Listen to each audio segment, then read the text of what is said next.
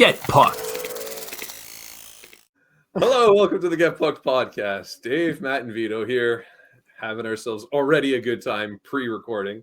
Gents, how you doing? Pretty good. Same here. No complaints. Good. No complaints. That's what I like to hear. All right. So there's a lot of stuff going on, I think, in the world of the NHL in particular as it relates to the Canadiens. I got a couple things to talk to you boys about. Yeah, let's start with something that obviously got a little bit of attention. So a game ago, already at this point, at the time of this recording, there was this whole big thing about Patrik Laine and Kirby Dach. A lot of people seem to not really be talking about the Dach part of this equation, but they were both benched for the better part of the third period. The play there is, not clicking. And it seems like even the goal scoring on the power play, if the Canadiens can even get a power play, has dried up a little bit for the Laine part of this equation. I'm just wondering, are people perhaps making too big of a deal about this, or is this something that you need to look into? A lot of people suggesting that the mental state of both players would suggest that you shouldn't have done that. Martin St. Louis shouldn't have done that. Others are saying that they're professionals, it's hockey players, and they merited the benching. Curious to know your takes on that. I mean, if they're that fragile that, they get benched and it's all of a sudden can't play hockey, I don't want to play hockey anymore, then that's really a problem with them more than it is to do with the coach. If you looked and watched their game, they weren't performing. They weren't doing anything. They weren't adding anything to the team. They were just That was bad. They were just there. They were floating. It was on them, really. It's not like it was one of those where back in the day where Terry saw a player make a mistake, he benched them, just because of the one mistake. They just weren't doing anything of value to the team. They were hurting the team more than they were helping them, So when you have guys that have that kind of skill level and that kind of talent, you would expect them to, maybe not every shift, but show up a few shifts a game. In this case, they didn't show up at all, and it was just they deserved what they got there. And I don't want to go to the mental side of it. I think there are two players that had injuries, and I think they've just hit a wall in the recovery. Okay. That's how I see it. They just hit a wall, and it's going to take some time. But at the same time, we're a market where we lose patience rather quickly. In case you guys haven't noticed, Dach, people seem to forget that he did miss an entire season, and I still want to give him the benefit of the doubt for sure, but he's gonna have to show up now. He had some games where you thought he was coming back, but it's not working out. And at the same time, I just don't see them, Dach and Laine, building that chemistry that people hoped for. I don't see it working. So they might have to break that apart. And I know we've said in the past that we don't really want to break up the first line, but they may want to have to tinker with that a little bit and tinker with their top six and a little bit. Maybe shift a player around just to get things going a bit. I mean, you don't want to break up your top line. Just break it up, man. Like it's a non-playoff team here. Like it's not as if that first line is safe. Oh. I mean, I'm not a big believer in the whole you can't break up this line. Like, what have they done for you? I mean, it's just a bit ridiculous. But I think his benching is warranted. I think that Martin St. Louis, we spoke about it, I think, earlier in the year. He should be doing more of this, man. He should be holding people accountable way more often, especially at the beginning of the season when players were clearly skating. I mean, no pun intended. I guess skating is the wrong word. Just coasting, and instead of actually producing or working hard. I think it should have been used. That's a card that a coach has, and it should have been used quite often this season. And it did raise eyebrows to me that it's the first time that it's used on Patrik Laine. But absolutely, you absolutely deserve to be benched, and you absolutely at one point have to see his mettle and how he's going to react to a benching and how he's going to step back into it. So I think it's absolutely fine. And again, it's he needs to wake up, but you got to realize that you got to know what you have in Patrik Laine. He's a guy who's going to coast sometimes. He's a guy who's he's a goal scorer, right? And he's a finicky one at that. And I think that benching him more often than not won't really help. But if it's going to bench him and it's going to wake him up a little bit and get him to produce 5-on-5, I'm all for it. What'd you think about that? The following game, he started the game on the third line. better matchups. Get him going with Yeah. some better matchups. At the same time, I don't look at it as a negative just because he's on the third line. Just because his name is Patrik Laine, it doesn't mean that he's guaranteed a spot in the top six. He should play in the top six.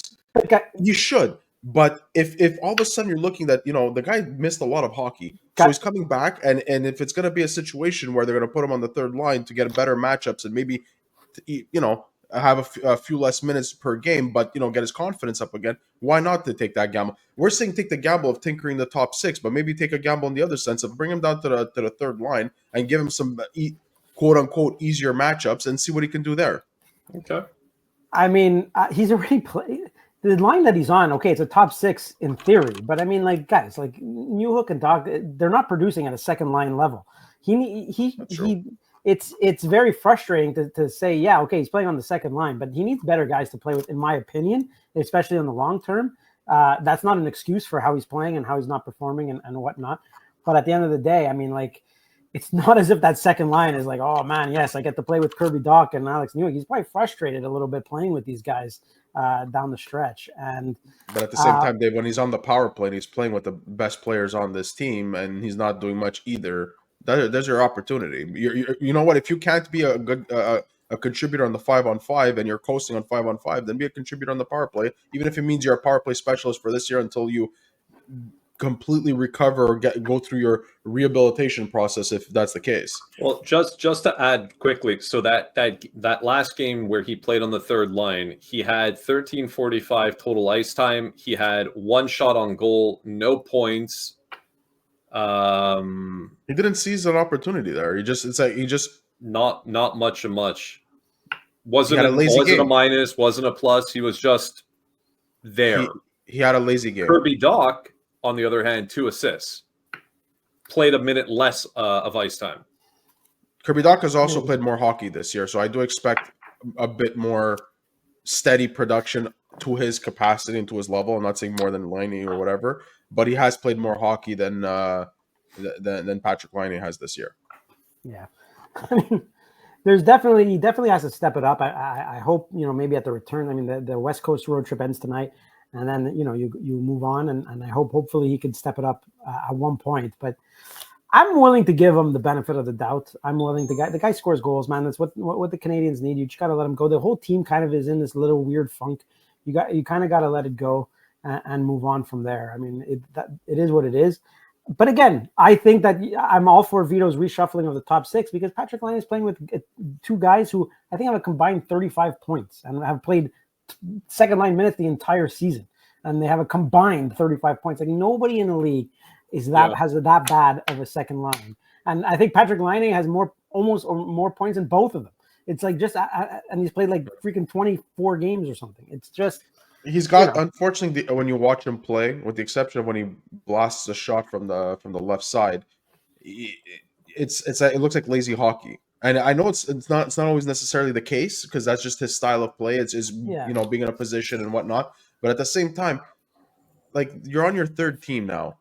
You get what I mean? Like this is your time to show that you're a pro, that you're an NHLer, that you even want your next contract after next season. This is the thing. He has to get rid of that stigma that's on him that some people or some doubters have on him, where they think he's just a lazy hockey player, he's unhappy, he's mentally weak, whatever the case may be. Now, I don't think he's any of those things. But the doubters are out there. And hold on a second. He plays this way. No, you wait. The more he plays this way, the more people will doubt, and the more that he's gonna go into these funks, and people are gonna question his mental state. Yeah, but I'm gonna pause the Patrik Laine slander for a second here, because at the same time too, when you got a player like that, I also think that you get the best out of him when you pair him with the best players, and I don't think he's been put on that top line yet. Yeah, like how come Cole Caulfield goes games and games and games and games and games without scoring or producing, and never drops down from that first. But Cole Caulfield, he goes games and games and games. But when you watch those games, he's still playing. His two-way game has improved drastically. There's chances that are happening with Laine's last couple. I'm not saying to bench him. I'm saying to change the No, but to mix it up, maybe Caulfield coming down. You get some. Caulfield was doing really well with Kirby Dach. If we recall the last time they played together, that could be a thing there. And then if you put Laine on the top with Suzuki, who makes anybody he play with better. I mean, maybe you just get the best out of it. The point is, I understand the type of player and I understand what you're saying. I don't necessarily know if I agree with the term lazy, but I get your point. It does look at times that it doesn't look like he is as engaged as a Gallagher would be, for example. They're different types of guys. Gallagher's got the heart of a lion, you know but what I that's mean? it. But the people that are calling him lazy are the ones that are doing the comparisons. At the end of the day, I feel like you have to understand the player. You have to understand what you have. Exactly. Some are not meant to be that. You have to put them in the opportune position to excel and then milk them for what they're worth. And you have a line that should be a go dynamo line and a defensive liability. But you hope to beat them by scoring 3 goals to letting in 2. And then the rest of the other lines you can balance out of it. Not saying it's the perfect example, but just something to talk about, something to mix up. I would have preferred that than seeing him drop to the third line, like what they did last game. I didn't see what are you trying to prove there? I can understand you're saying weaker matchups or whatever, but I don't see it that way. I see it as a demotion and one that maybe after benching him for an entire period was a little bit maybe extra. And I don't know. We'll see what happens. I'm not the coach. I am curious to know. But one thing that is interesting to pivot a little bit, because you're talking about, Dave, how we don't have a true second line, whatever, and maybe Kirby Dach is not the center. There's another center that all of a sudden is out there, a rumor as of today, as the time of this recording. Suddenly the Canadiens seem to be interested in. Another,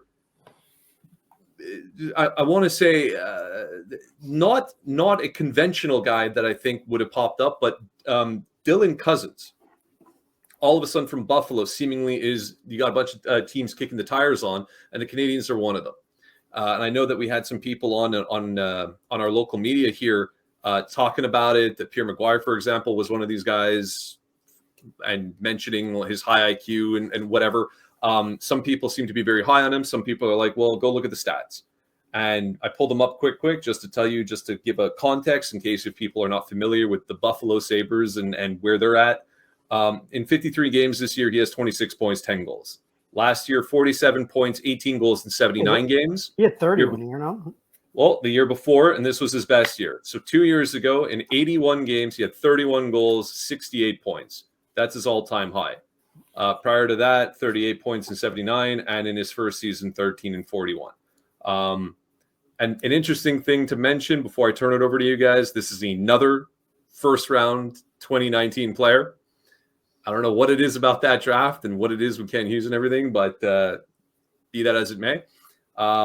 Curious, would you be interested? And if so, what would you be willing to part with?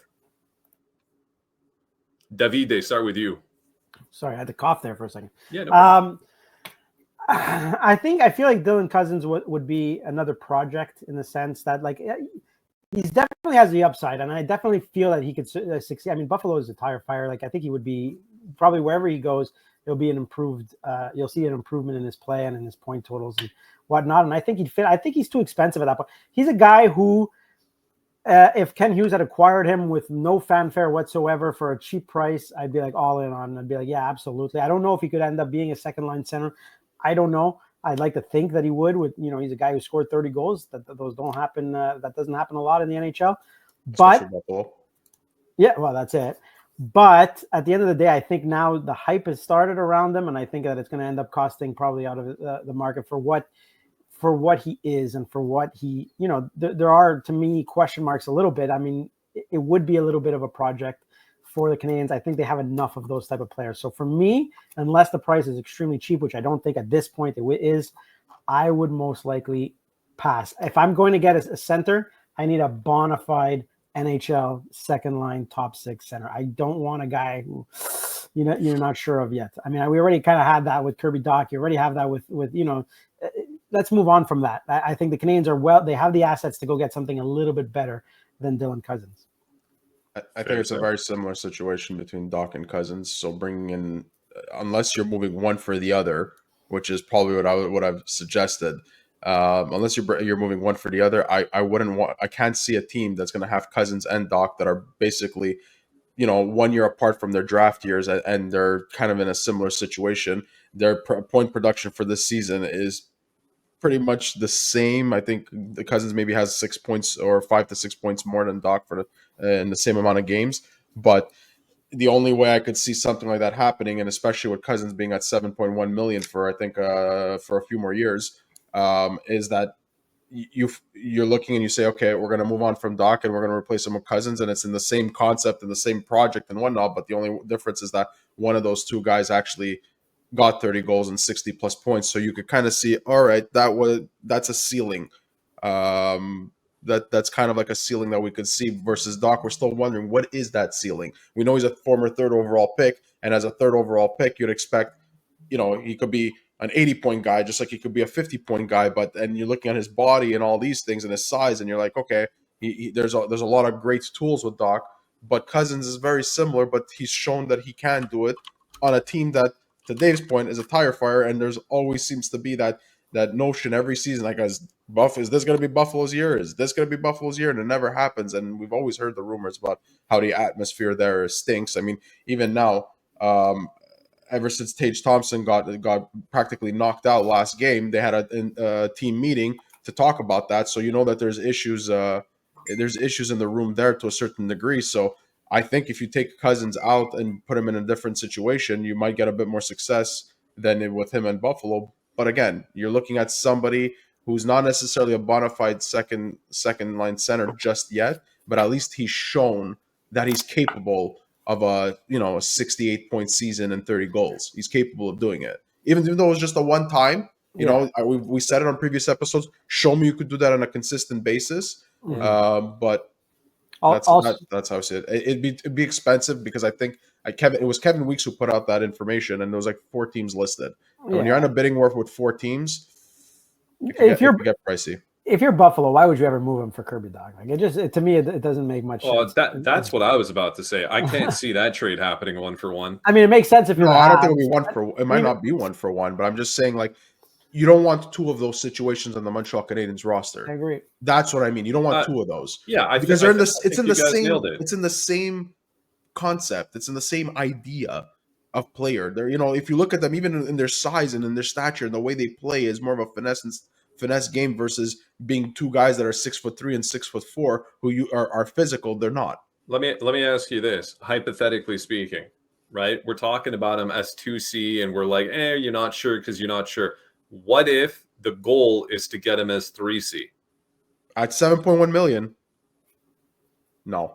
I don't think with cap going up and everything, you're still not interested? I'll take Jake Evans as a 3C, as a bona fide. I know what you're getting day in and day out. Jake Evans at 3C at $3.4 or even $4 million. Then Dylan Cozens at 7.1. That is going to be obviously miscast because his game is a skill game, and he's a finesse type of player with a high IQ and good vision, and who should be on the 2C, and we're going to play him 3C. That makes zero sense. Well, only because the point is, and it's funny you mentioned Jake Evans. I only mentioned it. I think it's ridiculous too. But from the talking that's out there, you mentioned Jake Evans. There's another nice hot off the press rumor that New Jersey is kicking the tires like significantly to acquire Jake Evans. So if suddenly you find yourself with Jake Evans traded for I don't know what, and we'll get into that in a second, and you somehow move away from Christian Dvorak, and then you got your guys in the AHL that are coming up, and you got the Kirby Dach still here, and if you look at somehow trying to acquire Cozens for I don't know what, and you got this whole mix match going on, maybe they do some sort of other massive package and change the whole dynamic of the team and go out and get yourself another like solid 2C. It makes you wonder. But to where you two are going with it, I'd agree 100%. If you're trying to go for Dylan Cozens, you're going to Dylan Cozens because you want him to play 2C on your team. I think for what he's done, what the ask would just simply be too much for what you're prepared to get from somebody who isn't necessarily proven. I think he's got a tremendous upside. I think he is a good player.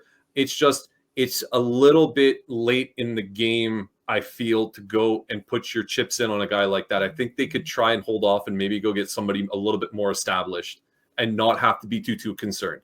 That would be my stance on that one. I agree. And a lot of you look at these trades kind of in a vacuum and you're like, okay, Dylan Cozens, you get him for this or that. But then you're like, but just Nope. Who else you can? I accidentally muted my mic. I'm sorry. Go see who else you can get for that package, man. Like I feel like people have blinders on sometimes, and it's just like take a look at what else is available in the league. You don't have to settle on this guy because he's you know what I mean. I'm sure there's other stuff available. And look, he would provide good depth, right? Dylan Cozens at 3C would be a nice guy who could go up and down the lineup and fill in for injuries. Guy. But I agree. I absolutely agree. I would not do it.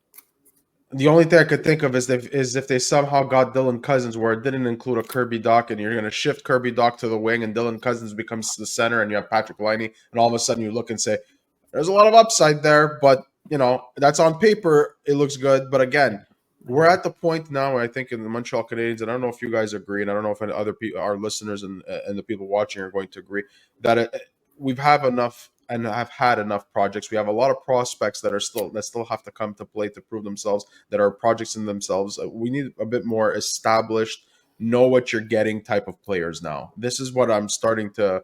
I have been beating that drum since the beginning of the year. Well, the thing is, you were beating that drum even last year and the year before, where we still needed to fill that prospect pool cupboard, and now the cupboard is full. It's not to say you stop drafting. Like the Montreal Canadiens have a lot of draft picks in the next 2 years, but we're at that point too where, like people are saying, oh, go trade Jake Evans, go get whatever you can. Trade. Oh, now the new one is Jake Evans and Armia. You get a heck of a haul for him, for both of them together. Because it basically creates your fourth line for you or your third line, depending on the team you are. But at the same time, I'm all for moving Armia. I've been talking about moving Armia for 4 years. But when it comes to Jake Evans, you know what you're getting with the guy. And unless you know for sure he's going to re-sign with your team in July 1st, you got to really start to think about, there's certain players that you just know you got to have, and just this is what they're going to do. This is what they're going to come into the season. These are the guys that are what they're going to do for us. Versus, you think they're going to hit that ceiling this year? You think they're going to take that next step in their thing? It's like we have so many players that we wonder whether they're going to take that next step or not. We walked into this year wondering if Slavkovsky was going to take that next step, and he hasn't. And it's fine. He's 20 years old. Cool. Hold on. You mentioned Slavkovsky, and one thing that is fun because it was something that was brought up on I believe the French radio sports channel today. The ask was, and it was probably for fun. I'm not trying to pull anybody up, but this is where it was brought up. Would you trade Slavkovsky for Cozens 1-for-1? No. Come on. They both said, the two guys that were answering the question, they both said they would. But anyway, of course they would. They want the clicks and the listens. Probably, but I digress. I think that's insane as well. But that comes back to the whole beating on Slav and whatever, and he's not producing. And as a first overall pick, 20 years old. I'm with you. Player on Give the him team. time. I understand, but just saying to say this is the vibe that's out there. You have another one which I thought was interesting. While Newhook is not the most premier guy, and you could argue he's probably better casted on a third line than he is on the second line. You got Michel Bergeron, the Bergie. You hear what he said? That he's not even an NHL player. He's barely a fourth liner. He's just fast. Okay. So it just seems like the attitude over the team is very funny. That when the team was flying sky high and put all those wins together, it was everything's great and everything's roses. Newhook, now they lost 5 in a row, and it's like you got players on the team that aren't even fourth liners. Look, you know what happens though? No, but the truth is, for the media, just to touch on this a little bit, is that everybody was resigned to having a bad season and an okay season, and it was going to go bad, and then they kind of did a little push, okay? And the media, you started getting the hits and the clicks, and people started getting a little bit more interested in the Montreal Canadiens, and now that's slowing down. So you have to come up with crazy storylines in order to keep people engaged. To say Newhook's not an NHLer, just the skating ability alone is NHLer. The guy is an NHLer. The only thing is, in my opinion, he's miscast. He's a guy that doesn't belong on the second line. He doesn't belong on the second line. He doesn't belong on the second line. But you know what? Maybe he belongs on the second line with Anaheim or a lower end team that has to get to is still trying to stockpile players. But he's not. He shouldn't be on the second line. He just shouldn't be. On the third line, adding speed to maybe more physical players, bigger guys, that could probably work. I want to touch back because I don't want to get too far off on this. But go back to Jake Evans again that you brought up, and again going back to that rumor about New Jersey. Jake Evans, I think, is very coveted. I'm gonna be honest with you. I think in particular in this year, and given where teams want to go and what he can bring, and it's very obvious. And forget the fact that this guy's him and Joel Armia, some kind of crazy Shaq and Kobe duo when they're on shorthanded as of late, which has just been hilarious. Jake Evans. I don't know if I'm going to use those two names, but okay. Why? They weren't a great tandem? Is my point. They're superstars. No, but that's my point. Go look at Jake Evans' numbers on shorthanded. Yes, he's leading the NHL for shorthanded goals, but at the same time, and shorthanded points. Sorry. Do yourself a favor. I wish I had it handy. I didn't realize you were going to be such a clown about it. I'm going to go pull this up. It's not about the goals. Go look at all the other metrics. I don't know if you're a big analytics guy or not, and if you are or not, take it for what it's worth. He's like number one in virtually every category. Yes, it's insane. He's having a career year. He's also shooting at like a 21%. So he's having a career year. Flips. He's a hot commodity, and this is probably at his peak, the apex of his worth right now. And we've talked about this in the past about would you trade him and whatever. I'm asking specifically about this New Jersey thing that I'm hearing. Would you trade him to New Jersey? And if so, what are you asking for? Nothing that we would get that they would get. Nothing that they would get. I mean, I don't think I would not trade Jake Evans. I'm sorry, unless the haul was absolutely ridiculous. I would not trade Jake Evans. I think that you need a guy like Jake Evans going forward. I think we spoke about this last episode or 2 episodes ago. I think the Canadiens have enough. Like, we're going to slot this guy here. Like Justin Barron was going to slot in on, and you know, if it wasn't Justin Barron, it was Jordan Harris, and if it wasn't him, it was Owen Beck's going to slot in at the 3C. No worries. It's like it takes years to get to there. You're already there with Jake Evans. You know what you have. Unless you're getting an incredible haul, which I don't think. Again, I mean, it's possible because the GMs are stupid, but I just don't see it. I just look at Arturi Lehkonen, right? Like I didn't, and look what we ended up getting. Like I understand you eventually flipped him for something else, but I don't know. It's just. I think with Jake Evans, given his age, and it depends his salary demands too. If his salary demands are reasonable, you got to consider keeping him, because if the goal is that you're going to that you're moving on from Dvorak, which they are, whether it's trade deadline or in the offseason, he's gone. Armia's gone. And then at the same time, if you're going to move Savard, those, especially Savard and Jake Evans, everyone has heard of that, the way they are in the room. Like they're key guys in the dressing room and whatnot. If you get rid of Jake Evans and Savard, I think it's going to impact the team a lot more than people think. So if you move on from Savard, which everybody knows, including the team themselves, knows that Papi Savard's likely going to move come the trade deadline, then you got to keep somebody like Jake Evans, who at this point, if you look at his age and how long he's been in the Montreal Canadiens organization, he's a vet. Okay, he's a vet. Hold on. So you're both saying you wouldn't trade him. Fine, understood. No, I'm not. I'm saying I would trade him, but it would have to be such a stupid haul. What would it take? Specifically New Jersey, but if you really don't want to do the Jersey one, tell me an equivalent. Like a lot of people are saying the conversation must start with Simon Nemec. It must start with it. I mean, okay, if you're going to Simon Nemec, I'd listen. Okay.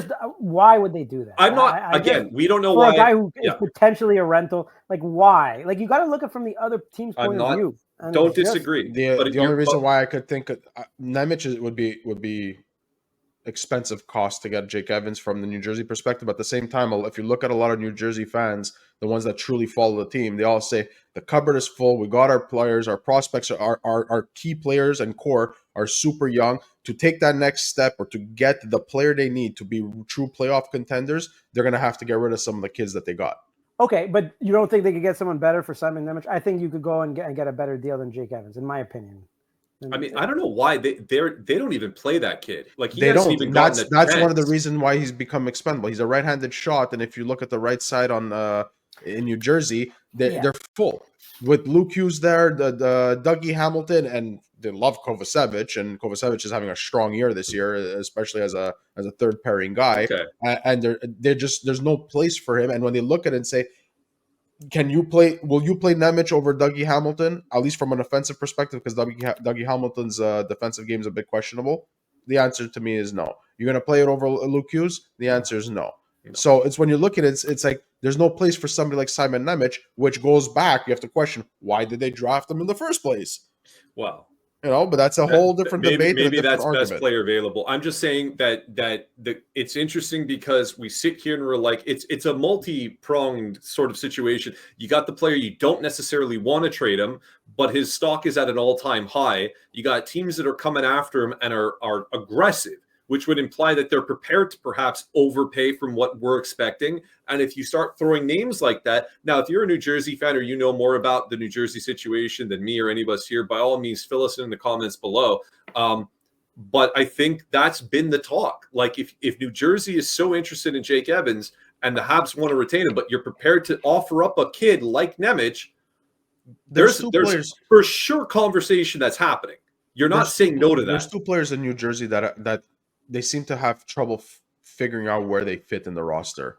One of them I think is a bit easier because you could just put them on the left or the right wing, or just put them on any wing to begin with. The other one is Nemec. So one of them is Dawson Mercer and Nemec. And if I'm New Jersey, if I'm the general manager or the fan and whatnot, I'm actually going to say this from a Montreal's perspective. You guys, I don't expect New Jersey to trade Dawson Mercer for Jake Evans, and if they did that, then that's probably, I would say, that's the type of haul that I'd say you got to take that chance for it. You got to take that chance and move Jake Evans for Dawson Mercer. The upside is significant there for Jake Evans. Where the cost would be a Jake Evans. But again, it would hurt Montreal. I really do think it would hurt Montreal. People might disagree. They might call me an idiot, whatever the case may be. But I think it'll hurt Montreal if you get rid of too many of the guys that are key players. You know where they stand on the roster. You know what their role is, and you know what they mean to the room and to the other players on that roster. No, I gotta agree with you. The haul has to make sense. If you're coming and kicking Montreal's tires, because they're not shopping Jake Evans, as far as I understand, other teams are approaching, saying we're getting close to trade deadline. We're going to be going for a playoff push. A guy like this is probably going to bolster that bottom six. It's needed. You need guys like this. Then Montreal, Kent Hughes, Jeff Gorton, they're in the driver's seat. But I will say this: tell me, what are you prepared? I'm not prepared to pay. I don't care if the salary cap is going up. I am not prepared to pay Jake Evans. You can't be stupid with Jake Evans. $4 million over 6 years. You can't do that. But now you also got to talk to the guy. You got to talk to his agent and see where are we going with this. I would give anything that exceeds Army. Yes, but we don't know which Jake Evans we're getting. Are we getting the Jake Evans that's shooting at 21% and oh my God, he finally broke through and this is the guy? Or are we getting the Jake Evans who's been the guy that's been responsible defensively? He's been with the organization for the last 10 years or whatever, and he's more of a 10 to 12 goal guy and call it a day. That's it. You gotta pay. That's why what you think he is, not what he's doing and not what he did. What I think he is, and I've said this before, and I'll say it again: grab Armia's contract, the money, the term. You can even bump an extra year from what the Montreal and what Bergevin had given him or whatever, and that's what you give him. 4 or 5 years at 3.4 million. That's what you give Jake Evans, in my opinion. Anything that goes a penny more than that, you might have to say bye. I'm okay with that as well. No. You can't overpay Jake Evans. You have to get it done. It's just something they have to get done. I don't think he's expendable, but you can't overpay for him. So they're in a tough spot. Yeah. They got to do it. They got to make it work. People compare him to Danault and to the Danault situation. Danault, while he was miscast and playing on a first line and should have been on a third line, that guy was getting 50 points a season. Yeah, we talked about this last episode. No, it's not a fair comparable. It's not the right thing. Listen, bottom line is this: I think it's going to be a very interesting lead up to the trade deadline, which is not too far away, and we're coming up to that 4 nations thingy that's going to take a bit of a break, and I'm sure all the GMs are going to be talking during the course of that break, figuring out what to do and give them a lot of opportunities, which is interesting because it means there's going to be a freeze. And they're going to talk as is. You won't have that 2 weeks of games to see what happens. So fascinating stuff coming up. And I'm obviously very, very excited to see what's happening. We didn't even get really into like where the Canadiens, they are as a team. They were riding sky high, went on that 5-game skid. Now they're kind of sitting in this weird limbo where they're almost as close to drafting top 4 as they are getting back in wild cards. So they progressed by 3 points in comparison to last season. That's what happened. We'll see. We'll see what happens. It's still interesting before we start having to pull up the things, start looking again about draft lottery. We shall see. In the meantime, if you made it this far in the video, thanks very much. Consider liking and subscribing. Just throwing that one out there. We appreciate you guys. Let us know in the comments, as usual. What are your takes on things? Are you interested in Dylan Cozens? What would you be prepared to sacrifice to trade to make that happen? Jake Evans, also specifically with the New Jersey Devils, do you see a fit there? And is there something that you guys want to write back and let us know what you think a trade would make sense? And that's it. Any other things you guys want to let us know? We're always super excited and receptive to get whatever you say in the comments, get back to you guys. We appreciate you. And that's it. So final word, gents? Get pucked. Classic. For Dave and Vito, I'm Matt, and this was Get Pucked.